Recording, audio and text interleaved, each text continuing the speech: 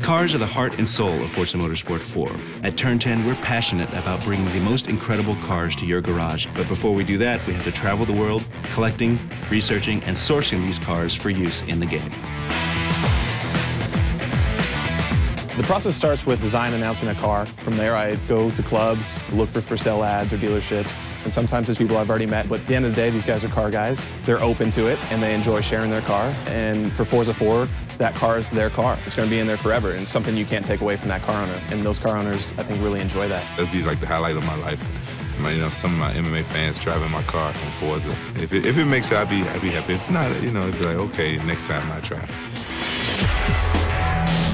Each method of acquiring reference for a car has different advantages and disadvantages. Scanning is nice because we know it's correct. We know the shape is accurate. The manufacturer that we have to approve it with knows the shape is accurate. When we scan a car, we're getting data on the inside and the outside of the car that's accurate to 12 thousandths of an inch of every surface that we capture. Some of the other ways that we capture data for cars is to take photographs of the car. We shoot photographs for two different reasons. One is for texture source. But we also have to rebuild the shape. In cases that we couldn't scan the car, we have to recreate the 3D shape of the car out of photos. So you take photos from a lot of different angles, and then we lay those photos in behind the geometry as we're building them. So we actually match the geometry to the photo in the viewport when the artist works, and then we can match them to multiple views and know that it's correct, and then the shape is sub-centimeter accurate on the surface of the car. We think of the Auto Vista Experience cars almost as a level to explore. You can go in there, open the doors, lift the hood, so we have to capture the gauge sweeps, the light beeps, all that stuff that happens in the car when you first key it up to a much higher level of detail. With the introduction of Auto Vista, we wanted to really immerse the player in that moment. So what we do is we actually have a surround sound 5.1 microphone that we put in the driver's position inside the car while we record that entire sequence. Authenticity is the key to the car sounds for this game.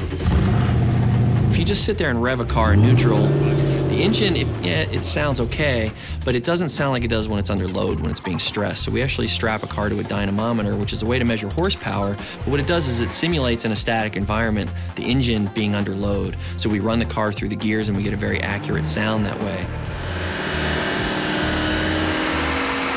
Every car is different, and we'll spend some time walking around the car at first, trying to work out where the cool sounds are, what the sounds are that really capture the sound of that car, and then we'll position multiple microphones on each of those sources to try and get different perspectives to make sure that when we bring it back to the studio, we can get everything we need and reproduce the sound of that car. The audio sessions allow us to have the car sound real in-game, and the dyno session really allows us to push it to its limits. Car sourcing is crucial for every car in the game. The lower-end cars in the game are just as important to us as the high-end cars because a lot of people have got experience driving the first cars that you're going to get in the game, and we need to deliver that experience. Much fewer people have driven a Ferrari, but all cars are important to us, and we need to make sure that every car is as authentic as it can be. From the sounds of the engines to capturing every line and curve on the car, the result of all this hard work is the most authentic, beautiful, and fun driving experience on the Xbox 360.